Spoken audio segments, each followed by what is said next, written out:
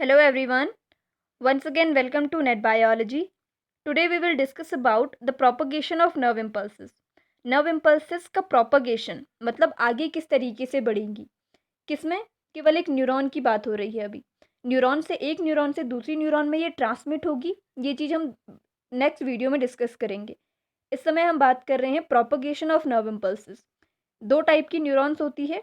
एक ऐसी टाइप की न्यूरॉन जिसके एक्सॉन में कोई माइलिन शीट प्रेजेंट ना हो, और दूसरी ऐसी होती है जिसमें माइलिन शीट प्रेजेंट होती है। तो दोनों में ही अलग टाइप का कंडक्शन होता है, दोनों में ही नर्व इम्पल्सेस अलग अलग तरीके से प्रोपगेट होती हैं। इन दोनों में ही कैसे करके ये प्रोपगेट होंगी, ये दोनों चीज़ हम डिस्कस करेंगे। उससे पहले एक और टॉपिक है, वो है रिफैक्ट्री पीरियड का। रिफैक्ट्री पीरियड क्या होता है, ये चीज़ हमने छोड़ दी थी इससे पहले जनरेशन वाले में, तो रिफैक्ट्री पीरियड को पहले समझ लेते हैं। जनरेशन ऑफ नर्व इम्पल्सेस के बाद जैसे ही कोई नर्व इम्पल्स जनरेट होती हैं, उसके बाद एक ऐसा टाइम पीरियड आता है जब सेल कैपेबल नहीं होती है कोई दूसरा एक्शन पोटेंशियल जनरेट करने के लिए। तो उस टाइम पीरियड को कहते हैं refractory period. It is a period of time in which the nerve cell does not give any response to a stimulus. कोई भी स्ट्रॉन्ग स्टिमुलस भी अगर है तो भी सेल उसके लिए कोई रिस्पॉन्स नहीं देगी।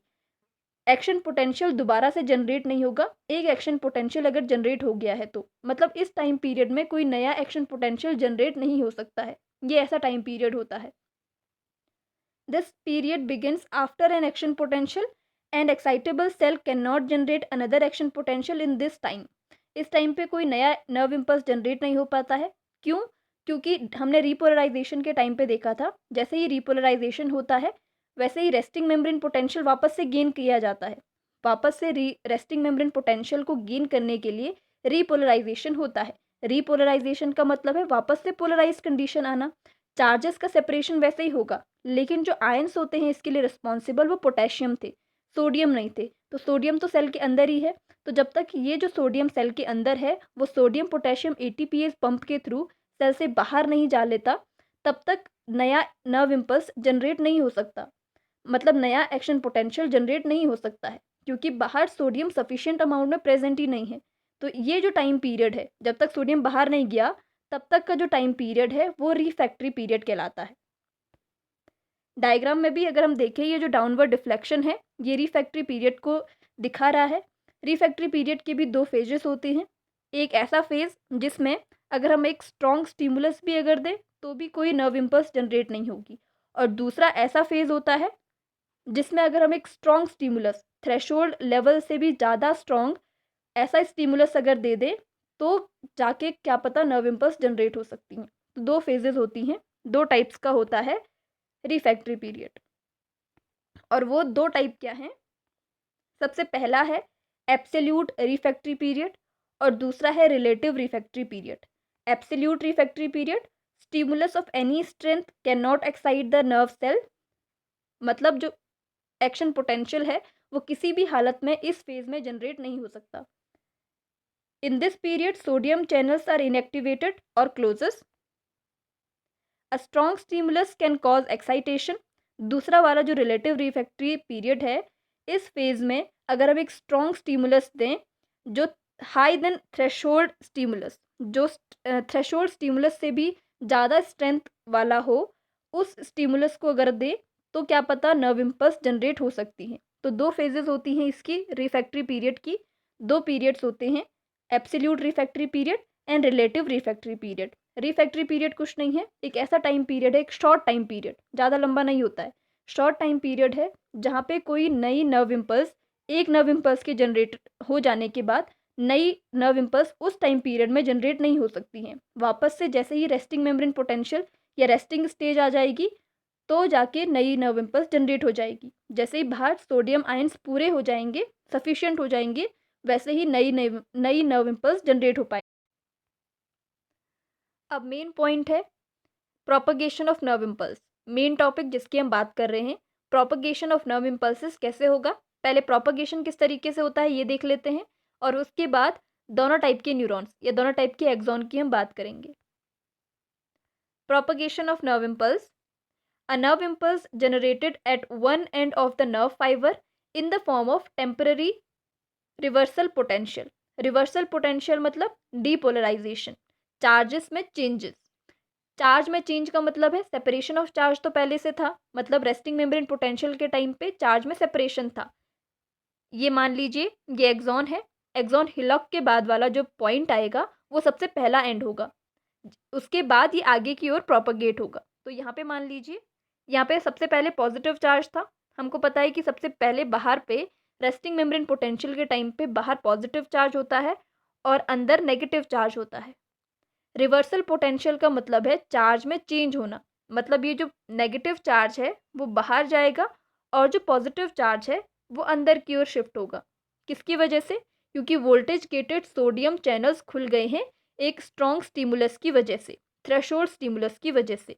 तो सोडियम अंदर की ओर एंट्री करता है, जिससे अंदर की जो नेगेटिविटी है वो पॉजिटिविटी में चेंज जाती है, मतलब अंदर जो होगा वो लेस नेगेटिव हो जाएगा। बाहर से पॉजिटिव आयंस अंदर की ओर आ रहे हैं, इसलिए बाहर पे ज़्यादा नेगेटिव चार्ज आ जाएगा कंपैरेटिव टू इनर साइड।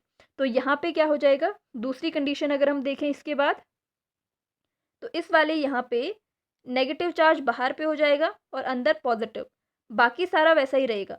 पूरी जो लेंथ है केवल एक जगह पे रिवर्सल पोटेंशियल आया है, एक पॉइंट पे अंदर नेगेटिव बाहर पॉजिटिव, बाकी लेंथ में ऐसा ही रहेगा। लेकिन यहाँ पे रिवर्सल पोटेंशियल जनरेट हो गया है, मतलब यहाँ पे एक्शन पोटेंशियल जनरेट हो गया है। अब ये पूरी लेंथ में ऐसे ही जंप करेगा, ऐसे ही आगे प्रोपगेट होगा। किस तरीके से प्रोपगेट होता है ये देखते हैं।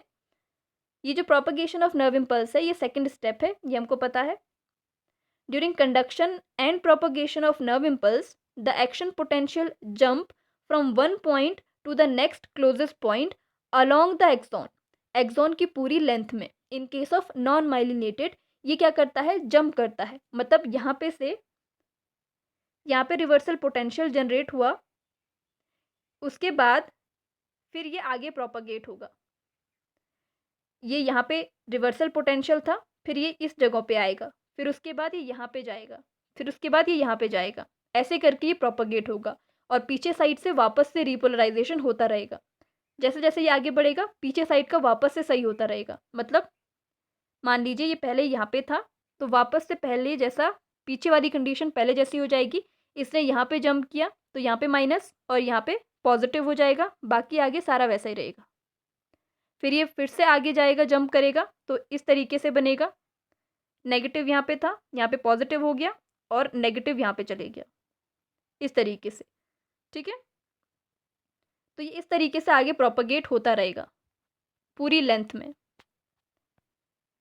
Negative charge on the outer surface of the depolarized area attracts the positive charge from the outer surface of next polarized area and vice versa।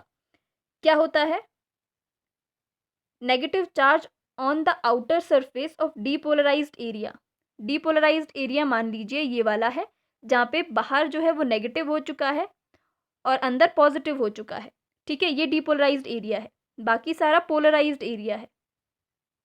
ठीक है, negative charge on outer surface of depolarized area attracts the positive charge from the outer surface of next polarized area। केवल outer surface की बात हो रही है। ये जो नेगेटिव चार्ज है ये इस पॉजिटिव चार्ज को अट्रैक्ट करेगा।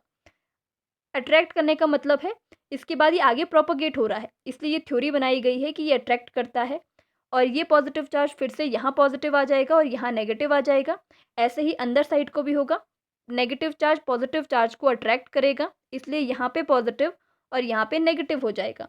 मतलब पीछे वाला साइड जो है वो वापस से पहले जैसा होता जा रहा है और ये जो डीपोलराइजेशन है ये आगे बढ़ रहा है। डीपोलराइज्ड एरिया पोलराइज्ड एरिया को वापस से अट्रैक्ट करके उसकी जगह ले ले रहा है, तो ऐसे करके ये आगे पूरी लेंथ में प्रोपगेट होगा। ये जो चीज़ है ये एक थ्योरी बनाई गई है हाइपोथेटिकल, कि ऐसा होता है कि ये जो पॉजिटिव चार्ज है वो नेगेटिव चार्ज को अट्रैक्ट करता है।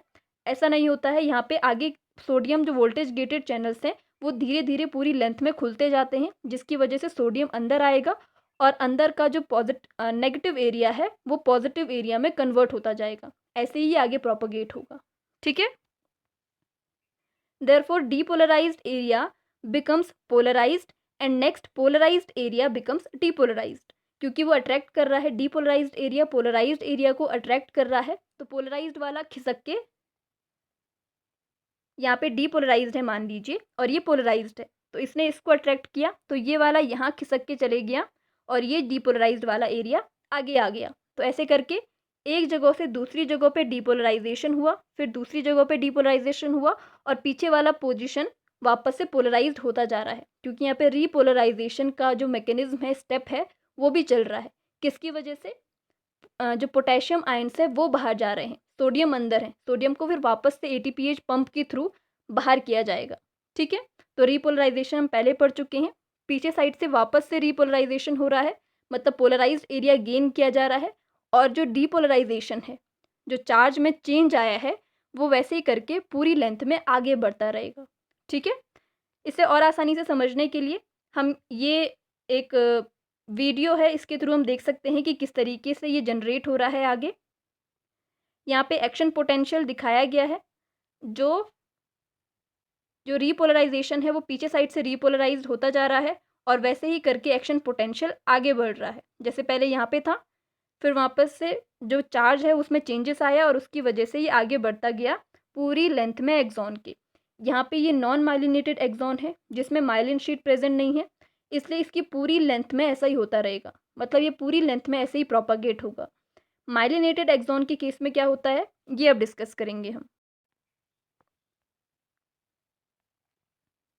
Propagation of nerve impulses through non myelinated axon. Nerve impulses non myelinated axon में किस तरीके से प्रोपगेट होती हैं, ये वही चीज़ है जो हमने अभी तक प्रोपगेशन पढ़ा था, और नॉन माइलिनेटेड एक्सॉन का ही हमने अभी तक डायग्राम देखा था, वीडियो देखा था, जिसमें हमने देखा था कि आगे जो पॉजिटिव चार्ज है वो बाहर से अंदर की ओर आ रहा है और नेगेटिव चार्ज बाहर अंदर से बाहर की ओर जा रहा है एक पोलराइज्ड एरिया में। यही जो एरिया है वो आगे बढ़ रहा है और जो आगे का जो पॉजिटिव चार्ज है उसे अट्रैक्ट करके पॉजिटिव चार्ज इधर साइड को शिफ्ट हो जाएगा और डीपोलराइज्ड एरिया आगे को शिफ्ट हो जाएगा। सिंपल से अगर कहें तो पोलराइज्ड एरिया को डीपोलराइज्ड एरिया अट्रैक्ट कर रहा है, इसकी वजह से डीपोलराइज्ड एरिया आगे खिसक जा रहा है और पोलराइज्ड एरिया पीछे को आ रहा है। तो जितना ज़्यादा वो अट्रैक्ट करेगा उतना वो आगे बढ़ता रहेगा और पीछे साइड को पोलराइज्ड एरिया आता रहेगा। ठीक है, ऐसा ही नॉन माइलिनेटेड एक्सॉन के केस में होता है। In non myelinated axon the action potential flows in entire length of nerve fibre from one end to other end. क्योंकि यहाँ पे कोई भी माइलिनेटेड शीट प्रेजेंट नहीं है, इसलिए पूरी ही लेंथ में ये ऐसा प्रोपगेशन होता रहेगा। बाहर पॉजिटिव चार्ज पहले वाली केस में और अंदर नेगेटिव चार्ज। ठीक है, तो ये जो सेल है ये रेस्ट वाली कंडीशन में है। फिर उसके बाद नर्व इम्पल्स जनरेट हुई मान लीजिए एक एंड पे, और फिर उसका प्रोपगेशन होना है, मतलब एक एंड पे रिवर्सल पोटेंशियल जनरेट हुआ है। बाहर पॉजिटिव था, रिवर्सल पोटेंशियल की वजह से, मतलब डीपोलराइजेशन की वजह से बाहर नेगेटिव और अंदर पॉजिटिव हो जाएगा। क्यों? क्योंकि सोडियम आयन सब अंदर आ चुके हैं। ठीक है, ये तो हमको पता है, और बाकी की जो लेंथ है वो वैसी ही रहेगी। ठीक है, ये दूसरी कंडीशन आई। फिर उसके बाद तीसरी कंडीशन में क्या होता है, अब ये आगे प्रोपगेट होगा। पहले यहाँ पे था तो पहला वाला कंडीशन पहले जैसे हो जाएगी, मतलब पहले माइनस और पॉजिटिव यहाँ था, फिर से समझ लीजिए ऐसे था, तो ये इसको अट्रैक्ट करेगा और ये इसको अट्रैक्ट करेगा। ठीक है, तो कैसा हो जाएगा, यहाँ पे कुछ इस तरीके से दिखेगा, यहाँ पे पॉजिटिव और यहाँ पे नेगेटिव, पहले जैसी कंडीशन आ गई। और ये यहाँ से डीपोलराइज्ड एरिया यहाँ से खिसक के यहाँ पे चले गया, पोलराइज्ड एरिया यहाँ से खिसक के यहाँ चले गया। तो डीपोलराइज्ड एरिया ने पोलराइज्ड एरिया को अट्रैक्ट किया, जिससे डीपोलराइज्ड एरिया ने पोलराइज्ड एरिया की जगह ले ली और पोलराइज्ड एरिया ने डीपोलराइज्ड की जगह ले ली। इसे समझने के लिए ये थ्योरी या हाइपोथेटिकल सिचुएशन क्रिएट की गई है। फिर ये आगे खिसक के यहाँ पे नेगेटिव बाहर और यहाँ पे पॉजिटिव अंदर, बाकी का एरिया वैसा ही रहेगा। फिर ये यहाँ पे अट्रैक्ट किया जाएगा इसके थ्रू और ये इसको अट्रैक्ट करेगा, वापस से ये खिसक के यहाँ पे आ जाएगा, फिर यहाँ पे आया, फिर वापस से ये खिसक के यहाँ पे चले गया। तो ऐसे करके ये आगे प्रोपगेट होगा पूरी लेंथ में, इसी तरीके से होगा नॉन माइलिनेटेड एक्सॉन के केस में। Speed of conduction in non myelinated nerve fibre is slow, क्योंकि यहाँ पे पूरी लेंथ में इसको ट्रेवल करना पड़ रहा है, इसलिए यहाँ पे जो स्पीड होती है वो स्लो होती है। यहाँ पे एक और वीडियो है जिसके थ्रू हम देख सकते हैं कि किस तरीके से नॉन माइलिनेटेड एक्सॉन में प्रोपगेशन होता है नर्व इम्पल्सेस का। यहाँ पे ये एक नर्व इम्पल्स है जो आगे को जनरेट हो रही है और पॉजिटिव चार्ज फिर वापस से खिसक के इधर को आ रहा है। मतलब डीपोलराइज्ड एरिया ने पोलराइज्ड एरिया को अट्रैक्ट किया, उसकी जगह ली, और पोलराइज्ड एरिया ने जो डीपोलराइज्ड एरिया है उसकी जगह ले ली। इसमें आसानी से हम समझ सकते हैं कि किस तरीके से चार्जेस चेंज हो रहे हैं और नर्व इम्पल्स आगे प्रोपोगेट हो रही हैं। ठीक है।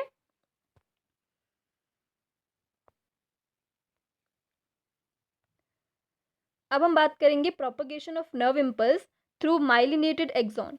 माइलिनेटेड एक्सॉन में किस तरीके से जो चार्ज है या जो नर्व इम्पल्स है वो आगे बढ़ती है और चार्ज में चेंजेस होती हैं। In myelinated nerve fibre the myelin sheath act as a insulator. हमको पता है कि जो नर्व फाइबर हैं या जो एक्सॉन है इनके पास अगर माइलिन शीट प्रेजेंट है तो वो एक इंसुलेटर की तरह काम करेगी। मतलब जो यहाँ पे के वोल्टेज गेटेड सोडियम चैनल्स हैं वहाँ पे कोई भी तरीके का एक्सचेंज नहीं हो पाएगा। जो यहाँ पे के चैनल्स है, वैसे भी यहाँ पे बहुत कम चैनल्स प्रेजेंट होते हैं अगर माइलिन शीट प्रेजेंट है तो इसकी वजह से यहाँ पे जो ट्रैवलिंग है या जो ट्रांसपोर्टेशन है आयंस का वो नहीं हो पाएगा यहाँ पे इस एरिया में जहाँ पे माइलिन शीट होगी। तो कौन से एरिया बच गए? Nodes of Ranvier. जो इनके बीच का जो स्पेस है इसे कहते हैं नोड्स ऑफ रॉनवेयर। यहाँ पे बहुत सारे voltage gated ion channels present होते हैं। सोडियम भी, पोटेशियम भी, सारे गेटेड चैनल्स यहीं पे होते हैं। तो ये वाला जो एरिया है वो ज़्यादा परमिएबल होता है आयंस के लिए। यहाँ वाला एरिया इंसुलेटर है, यहाँ पे कोई भी ट्रैवलिंग नहीं होती है, कोई भी ट्रांसपोर्टेशन नहीं होगा आयंस का। तो अगर नर्व इम्पल्स या जो डीपोलराइज्ड एरिया यहाँ पे है वो सीधा जंप करके यहाँ पे आएगा और पीछे वाला पोलराइज होता रहेगा। मतलब वैसा ही कंडीशन है, लेकिन जहाँ पे माइलिन शीट प्रेजेंट है वहाँ पे किसी भी तरीके का ट्रांसपोर्टेशन नहीं होगा, वहाँ पे किसी तरीके की नर्व इम्पल्स जनरेट नहीं होगी। तो नर्व इम्पल्स यहाँ से जंप करके सीधा यहाँ पे जाएगी जहाँ पे ये परमिएबल है ट्रांसपोर्टेशन ऑफ आयंस के लिए, और फिर यहाँ से ट्रेवल करके सीधा यहाँ पे जंप करेगी। ठीक है। नॉन माइलिनेटेड के केस में हमने देखा था कि वो पूरी लेंथ में ट्रेवल कर रहा था, यहाँ पे वो सीधा जंप कर रहा है केवल और केवल नोड्स पे, क्योंकि केवल नोड्स ही परमिएबल है आयन के ट्रांसपोर्टेशन के लिए। बाकी जहाँ पे माइलिन शीट प्रेजेंट है वो परमिएबल नहीं है। Ions can not pass through the myelin sheet, क्योंकि वहाँ पे आयंस चैनल्स जो हैं वो ट्रांसपोर्टेशन में हेल्प नहीं कर पाते। पहले तो बहुत कम प्रेजेंट होते हैं और वो भी कैपेबल नहीं होते हैं ट्रांसपोर्टेशन के लिए। At the nodes of Ranvier the axolemma is 500 times more permeable and more voltage gated channels are present. केवल नोड्स में ही जो आयन चैनल्स हैं वो प्रेजेंट होते हैं और ज़्यादा ही प्रेजेंट होते हैं। वोल्टेज गेटेड आयन चैनल्स बहुत ज़्यादा प्रेजेंट होते हैं और वही नोड्स जो होती हैं वो परमिएबल होती है ट्रांसपोर्टेशन ऑफ आयंस के लिए। The nerve impulse passes from node to node along the length of axon. जैसे हमने देखा था पूरी लेंथ में, नॉन माइलिनेटेड के केस में पूरी लेंथ में ट्रांसपोर्टेशन हो रहा था। मतलब पूरी लेंथ में जो पॉजिटिव चार्ज है वो अंदर बाहर कर रहा था, ऐसे ही करके यहाँ आगे जाएगा, ऐसे ही करके आगे बढ़ता रहेगा। इस तरीके से हमने देखा था चार्ज डीपोलराइज्ड एरिया आगे बढ़ रहा था। लेकिन in case of non myelinated in case of myelinated axon यहाँ पे माइलिन शीट प्रेजेंट है, तो जहाँ पे माइलिन शीट है वहाँ पे चार्ज नहीं ट्रेवल करेगा। तो कहाँ पे करेगा? केवल और केवल नोड्स में जंप करेगा। तो यहाँ पर जो ट्रांसपोर्टेशन होगा या सॉरी जो कंडक्शन होगा नर्व इम्पल्सेस का वो ज़्यादा स्पीड से होगा, क्योंकि वहाँ पे तो पूरी लेंथ में ट्रेवल करना पड़ रहा था। यहाँ पे वो जंप करेगा, जल्दी पहुँच जाएगा एक्सॉन टर्मिनल्स तक और जल्दी वहाँ से ट्रांसमिट हो सकेगा। ठीक है। तो in case of myelinated axons जो नर्व इम्पल्सेस होती हैं वो क्या होती हैं? जल्दी कंडक्ट करती हैं। The depolarization jumps from one node to the another node, वही चीज। This conduction is known as saltatory conduction, और इस कंडक्शन को एक स्पेसिफिक नेम दिया गया है और वो है सॉल्टेटरी कंडक्शन। ठीक है। जो माइलिन शीट वाले एक्सॉन्स होते हैं उनमें जो कंडक्शन होता है उसे कहते हैं सॉल्टेटरी कंडक्शन। इससे रिलेटेड क्वेश्चन आ सकता है। Speed of conduction is 50 times faster than है यहाँ पे। ठीक है। Then non myelinated axon. Non myelinated axon के कंपैरेटिव में, कंपेयर्ड में speed of conduction 50 times faster होती है ज़्यादा स्पीड ऑफ कंडक्शन होती है किसकी, नर्व इम्पल्सिस की। नॉन माइलिनेटेड के केस में उसे पूरी लेंथ में ट्रेवल करना पड़ता था, यहाँ पे केवल नोड्स में जंप करते हैं। इस वीडियो के थ्रू हम देख सकते हैं ये नॉन माइलिनेटेड नर्व फाइबर है और ये माइलिनेटेड नर्व फाइबर है। ये मतलब ये न्यूरॉन्स हैं, न्यूरॉन्स में जो नर्व फाइबर्स हैं वो नॉन माइलिनेटेड एंड माइलिनेटेड है। नॉन माइलिनेटेड के केस में जो नर्व इम्पल्सेस है वो पूरी लेंथ में ट्रेवल करेगी और माइलिनेटेड के केस में ये केवल नोड्स पे ही ट्रेवल करती हैं, जिससे जो स्पीड ऑफ कंडक्शन है वो यहाँ पे ज़्यादा होता है compare to non myelinated axon. ठीक है, अब लास्ट है factors affect the speed of conduction. कुछ फैक्टर्स जो इफेक्ट करेंगे स्पीड ऑफ कंडक्शन को। सबसे पहला है माइलिनेशन। जैसे हमने देखा जो माइलिनेटेड शीट होती है उसकी वजह से जो स्पीड ऑफ कंडक्शन है वो इंक्रीज हो जाता है। इसका दूसरा है डायमीटर ऑफ एक्सॉन और तीसरा है टेम्परेचर। ये 3 फैक्टर्स अफेक्ट करते हैं स्पीड ऑफ कंडक्शन को और ये सारे ही फैक्टर्स प्रोपोर्शनल होते हैं स्पीड ऑफ कंडक्शन के। मतलब माइलिनेटेड एक्सॉन होगा तो उसकी स्पीड ऑफ कंडक्शन ज़्यादा होगी, तो माइलिनेशन स्पीड ऑफ कंडक्शन को प्रोपगेट करता है ज़्यादा स्पीड से, मतलब इसको इन्हेंस करता है। It is proportional to the speed of conduction. जितना ज़्यादा माइलिनेशन होगा उतना ज़्यादा स्पीड ऑफ कंडक्शन होगा। ऐसे ही diameter of axon is proportional to speed of conduction. जितना ज़्यादा डायमीटर होगा किसी एक्सॉन का उसकी रेजिस्टेंस उतनी ही कम होगी और स्पीड ऑफ कंडक्शन उतना ज़्यादा होगा। तो डायमीटर अगर ज़्यादा है तो स्पीड ऑफ कंडक्शन ज़्यादा होगी, डायमीटर अगर कम है तो स्पीड ऑफ कंडक्शन कम होगी। जो नॉन कॉर्डेट्स होते हैं उनके केस में जो मोटे मोटे एक्सॉन्स मिलते हैं, मतलब ज़्यादा डायमीटर वाले, क्योंकि उनके पास माइलिनेटेड एक्सॉन्स प्रेजेंट नहीं होते हैं। इन केस ऑफ ह्यूमंस और जो एडवांस एनिमल्स हैं उनके केस में इतने मोटे न्यूरॉन्स नहीं पाए जाते हैं। तो जो नॉन माइलिनेटेड होते हैं वो मोटे होते हैं, मतलब उनका डायमीटर ज़्यादा होता है ताकि स्पीड ऑफ कंडक्शन बनी रहे। और कुछ ऐसे मिलते हैं जिनमें माइलिन शीट प्रेजेंट है, उसकी वजह से भी स्पीड ऑफ कंडक्शन ज़्यादा होती है। ठीक है, in case of advance animal, मतलब जो हायर एनिमल्स हैं। Temperature it's also proportional to speed of conduction. Temperature जितना ज़्यादा होगा स्पीड ऑफ कंडक्शन ज़्यादा होगा। टेम्परेचर अगर कम है, ठंडियों में जो स्पीड ऑफ कंडक्शन होता है वो कम हो जाता है। तो टेम्परेचर पे भी ये डिपेंड करता है। Temperature, diameter of axon and myelination. Myelination is proportional to the speed of conduction. ठीक है, तो ये था प्रोपगेशन ऑफ नर्व इम्पल्सेस। दोनों टाइप के एक्सॉन में, माइलिनेटेड और नॉन माइलिनेटेड एक्सॉन में, किस तरीके से प्रोपगेशन होता है नर्व इम्पल्सेस का, ये हमने देखा। अब इसके बाद जो नर्व इम्पल्सेस हैं वो एक्सॉन टर्मिनल्स तक पहुंच जाती है। एक्सॉन टर्मिनल्स में साइनेप्टिक नॉब्स होते हैं, वहाँ से किस तरीके से ये ट्रांसमिट होती है दूसरे न्यूरॉन में, ये हम देखेंगे। 2 टाइप के साइनेप्सिस होते हैं, केमिकल और इलेक्ट्रिकल साइनेप्सिस। ये किस तरीके से काम करते हैं, इनकी फंक्शनिंग कैसी है, मैकेनिज्म कैसे होता है ट्रांसमिशन का, ये हम देखेंगे नेक्स्ट वीडियो में। ठीक है, थैंक यू सो मच।